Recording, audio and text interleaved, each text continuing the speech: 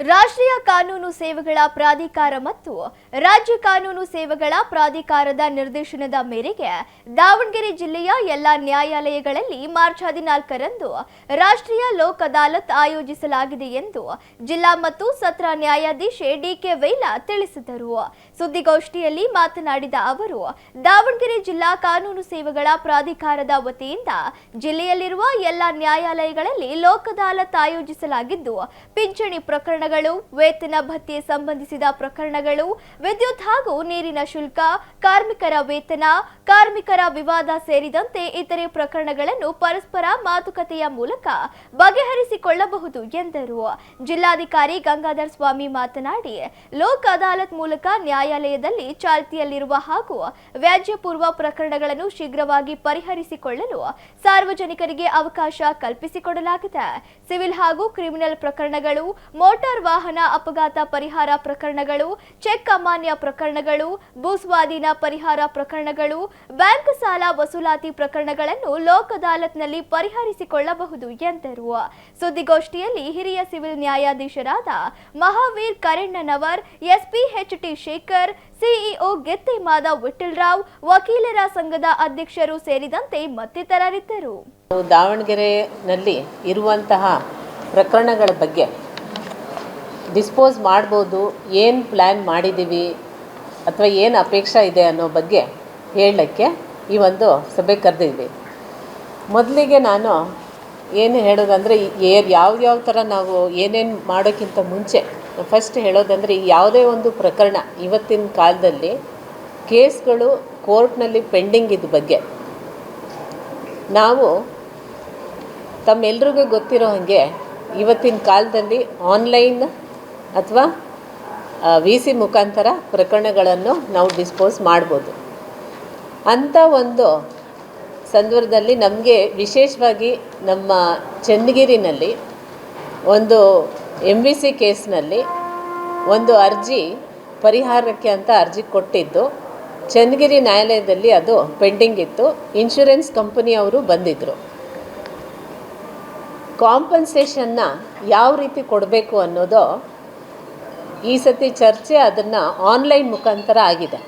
Insurance ಕಂಪನಿಯವರು ಒಂದು proposal ಕೊಟ್ಟಿದ್ದರು. MVC ಕೇಸ್ ನಂಬರು ಶಾರ್ಟ್ಲಿ ಹೇಳ್ತೀನಿ. MVC ಕೇಸ್ ನಂಬರು ಮತ್ತು ಪೆಟಿಷನರ್ ಸೈಡ್ ಅಡ್ವೊಕೇಟು ಒಂದು ಪ್ರಪೋಸಲ್ ಕೊಟ್ಟಿದ್ದರು. ಅವರಿಬ್ಬರಲ್ಲಿ ಒಂದು ಸ್ವಲ್ಪ ಡಿಫ್ರೆನ್ಸ್ ಅಮೌಂಟು ಎಷ್ಟು ಏನು ಕೊಡಬೇಕು ಅನ್ನೋದು ಒಂದಿತ್ತು. ಕೊನೆಗೆ ನಮ್ಮ ನ್ಯಾಯಾಧೀಶರು ಅಲ್ಲಿ ಮೀಡಿಯೇಟ್ ಮಾಡಿಬಿಟ್ಟು ಒಂದು ಜಾಯಿಂಟಾಗಿ ಒಂದು ಇಬ್ಬರಿಗೂ ಕರೆಸಿಬಿಟ್ಟು ಒಂದು ರಾಜಿ ಮಾಡ್ಕೊಳ್ಳೋಕ್ಕೆ ಯಾವ ಥರ ಈ ಕೇಸನ್ನ ಮುಕ್ತಾಯಗೊಳಿಸಬೇಕು ಅನ್ನೋ ರೀತಿಯಲ್ಲಿ ಚರ್ಚೆ ಮಾಡಿ ಕೊನೆಗೆ ಅದು compensation amount case number MVC 193/2025 ಇದು ಅಂದರೆ ಈಗ ಇನ್ಶೂರೆನ್ಸ್ ಕಂಪನಿಯವರು ಒಂದು ಪ್ರಪೋಸಲ್ ಕೊಡ್ತಾರೆ. ಜಿಲ್ಲೆಯ ಅಂಕಿ ಸಂಖ್ಯೆಗಳನ್ನು ನೋಡ್ತಾ ಹೋದರೆ 1/3/2026 ನಮ್ಮ ಜಿಲ್ಲೆಯಲ್ಲಿ ಒಟ್ಟು ನ್ಯಾಯಾಲಯದಲ್ಲಿ 42,942 ಕೇಸ್ಗಳಿದ್ದಾವೆ. ಇದರಲ್ಲಿ 50% ಹೆಚ್ಚು ಪ್ರಕರಣಗಳು ರಾಜಿ ಆಗಬಹುದಾದ ಪ್ರಕರಣಗಳಾಗಿದ್ದಾವೆ. ಯಾಕಂದರೆ ಚೆಕ್ ಬೌನ್ಸ್ ಕೇಸ್ಗಳಾಗಿರ್ಬೋದು, ಪಾಲು ಬಾರದಾರಿಕೆ ಕೇಸ್ಗಳಾಗಿರ್ಬೋದು, ಅಥವಾ ಅಗ್ರಿಮೆಂಟ್ ಆಗಿ ಸ್ಪೆಸಿಫಿಕ್ ಪರ್ಫಾರ್ಮೆನ್ಸ್ ಅಂತೀವಿ, ಕರಾರಿನ ನಿರ್ದಿಷ್ಟ ಅನುಷ್ಠಾನಕ್ಕಾಗಿ ದಾಖಲಿಸಿದಂಥ ಪ್ರಕರಣಗಳಾಗಿರ್ಬೋದು. ಈಗಾಗಲೇ ನ್ಯಾಯಾಲಯಗಳಲ್ಲಿ ಪ್ರಕರಣಗಳು ಆಗಿ ನಿರ್ಧಾರ ಆಗಿ ಅದನ್ನು ಜಾರಿಗೊಳಿಸೋಕ್ಕೆ ಹಾಕಿರುವಂಥ ಜಾರಿ ಅರ್ಜಿಗಳು ಮತ್ತು FDP ಪ್ರಕರಣಗಳು. ಹಾಗಾಗಿ 42,000ದಲ್ಲಿ ಒಂದು 50% ಅಂದರೂ ಕೂಡ ನಮ್ಮ 22,000 ಕೇಸ್ಗಳು ರಾಜಿ ಆಗಬಹುದಾದ ಪ್ರಕರಣಗಳು ಇದ್ದಾವೆ. ಅದರಲ್ಲಿ ನಾವು ಈಗಾಗಲೇ 10,674 ಪ್ರಕರಣಗಳನ್ನು ನಮ್ಮ ಗೌರವಾನ್ವಿತ ಎಲ್ಲ ನ್ಯಾಯಾಲಯಗಳ ನ್ಯಾಯಾಧೀಶರುಗಳು ರಾಜಿ ಆಗಬಹುದು, ಇದರಲ್ಲಿ ಸಾಧ್ಯತೆಗಳಿದ್ದಾವೆ ಅನ್ನುವಂಥ ಒಂದು ಅಂಕಿ ಸಂಖ್ಯೆಗಳನ್ನು ಕೊಟ್ಟಿದ್ದಾರೆ. ನಮ್ಮ ನಿನ್ನೆಯ ಒಂದು ಮಾಹಿತಿಯ ಪ್ರಕಾರ 3,802 ಕೇಸ್ಗಳಲ್ಲಿ ಪಕ್ಷಗಾರರು ಪಾಸಿಟಿವ್ ರೆಸ್ಪಾನ್ಸನ್ನು ಕೊಟ್ಟು, ಆಯಿತು ಸರ್ ನಾವು ರಾಜಿ ಮಾಡ್ಕೋತೀವಿ, ಅಥವಾ 100ರಲ್ಲಿ ಒಂದು 90% ನಮ್ಮದು ನಾಳೆ ಬಂದು ಸಹಿ ಮಾಡ್ತೀವಿ, ಅಪ್ಪನ ಕೇಳಿ ಸಹಿ ಮಾಡ್ತೀವಿ, ಮಗನ ಕೇಳಿ ಸಹಿ ಮಾಡ್ತೀವಿ ಅನ್ನುವಂಥ ಒಂದು ಇದರಲ್ಲಿ ಬಂದಿದ್ದಾರೆ. 3,800 ಕೇಸ್ಗಳನ್ನು ತುಂಬ ಕಡಿಮೆ ಮಾಡಬೇಕು, ಜನರಿಗೆ ತ್ವರಿತವಾಗಿ ನ್ಯಾಯ ನೀಡೋ ನಿಟ್ಟಿನಲ್ಲಿ ನಾವು ಅವ್ರ ಜೊತೆ ಜಿಲ್ಲಾಡಳಿತ, ಜಿಲ್ಲಾ ಪಂಚಾಯತ್ ಮತ್ತು ಪೊಲೀಸ್ ಇಲಾಖೆ ಮೂರೂ ಕೂಡ ನಾವು ಒಟ್ಟಿಗೆ ಸಹಕಾರವನ್ನು ಕೊಡ್ತಾ ಇದ್ದೀವಿ, ಮುಂದೆನೂ ಕೂಡ ಕೊಡ್ತೇವೆ. ಹಾಗಾಗಿ ಮೇಡಮ್ ಅವರು ಬಂದ ನಂತರ ಸಾಕಷ್ಟು ಕೇಸ್ಗಳು ಈಗಾಗಲೇ ಇತ್ಯರ್ಥಗಳು ಕೂಡ ಆಗಿದ್ದಾವೆ. ಅಂಕಿ ಸಂಖ್ಯೆಗಳನ್ನು ನಾವು ಸಾಹೇಬರು ನಮ್ಮ ಕರ್ಣನವ್ ಸಾಹೇಬರು ಕೊಡ್ತಾರೆ ನಮಗೆ.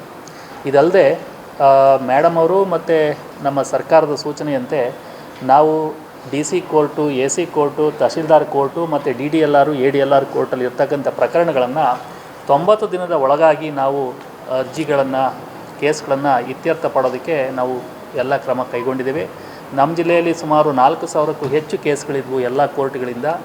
ಈಗ ಅವುಗಳು 1,000 ಒಳಗಡೆ ಇದ್ದಾವೆ ಎಲ್ಲ ಕೋರ್ಟ್ಗಳು, AC ಕೋರ್ಟು, ತಹಶೀಲ್ದಾರು, DDLR ಮತ್ತು ADLR ಕೇಸ್ಗಳು. ಸೊ ಜಿಲ್ಲಾಧಿಕಾರಿಗಳ ಕಚೇರಿಯಲ್ಲಿ ಸುಮಾರು ನಾನು ಬಂದಾಗ 400ಕ್ಕೂ ಹೆಚ್ಚು ಕೇಸ್ಗಳಿದ್ವು. ಇವತ್ತು ಕೇವಲ 36 ಕೇಸ್ಗಳು, ಪ್ರಕರಣಗಳು ನಮ್ಮ ಜಿಲ್ಲೆಯಲ್ಲಿ, ನನ್ನ ಕೋರ್ಟಲ್ಲಿ ಇದ್ದಾವೆ. ಹಾಗೆಯೇ ನಮ್ಮ ಮೇಡಮ್ ಅವರ ಸೂಚನೆ ಕೊಟ್ಟಾಗೆ ನಾವು ಹಿರಿಯರ ನಾಗರಿಕ ಕಾಯ್ದೆಯಲ್ಲಿರ್ತಕ್ಕಂಥ ಕೇಸ್ಗಳಾಗ್ಬೋದು ಮತ್ತು ಜಮೀನು ವ್ಯಾಜ್ಯಕ್ಕೆ ಸಂಬಂಧಪಟ್ಟಂಥ ಸಣ್ಣ ಪುಟ್ಟ ಕೇಸ್ಗಳನ್ನು, ಅವು ಕೇಸ್ಗಳಾಗದ ರೀತಿಯಲ್ಲಿ ಜನಕ್ಕೆ ಅವರಿಗೆ ನಾವು ತಿಳಿ ಹೇಳಿ ಸ್ಥಳೀಯ ಮಟ್ಟದಲ್ಲೇ ಕೂಡ ನಾವು ಬಗೆಹರಿಸೋದಕ್ಕೆ ಕ್ರಮಗಳನ್ನು ಕೈಗೊಂಡಿದ್ದೀವಿ. ಇದಲ್ಲದೆ ಇನ್ನೊಂದು ಹೆಚ್ಚು ಪ್ರಮುಖವಾದಂಥದ್ದು ಹೇಳಬೇಕು ಅಂತ ಹೇಳಿದ್ರೆ, ನಮ್ಮ ಜಿಲ್ಲೆಯಲ್ಲಿ ಸುಮಾರು 36,000 ಪಹಣಿಗಳು, ಅಂದರೆ ಜನ ಮೃತರಾಗಿರ್ತಕ್ಕಂಥ ಪಹಣಿಗಳು ಇದ್ವು.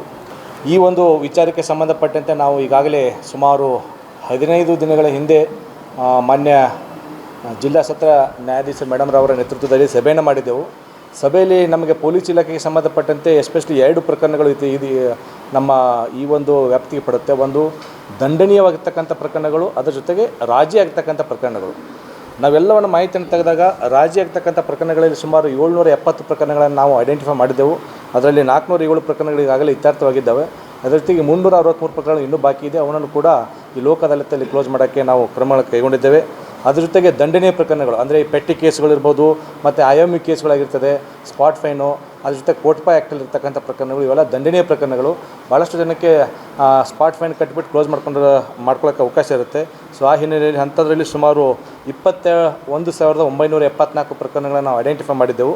ಅದರಲ್ಲಿ ಈಗಾಗಲೇ 21,911 ಪ್ರಕರಣಗಳು ದಂಡವನ್ನು ಪಾವತಿಸಿ ಹಣ ಇತ್ಯರ್ಥಪಡಿಸಿಕೊಂಡಿದ್ದಾರೆ. ಇನ್ನು 192 ಪ್ರಕರಣಗಳು ಇದರಲ್ಲಿ ಬಾಕಿ ಇದೆ. ಅವನನ್ನು ಕೂಡ ನಾವು ಈಗ ನೋಟಿಸ್ ಕೊಟ್ಬಿಟ್ಟು ಕ್ಲೋಸ್ ಮಾಡಿ ಅವ್ರನ್ನ ದಂಡ ಕಟ್ಟಿಸ್ಕೊಂಡು ಇತ್ಯರ್ಥಪಡಿಸೋಕ್ಕೆ ಕ್ರಮ ಕೈಗೊಳ್ತಾ ಇದ್ದೆವು.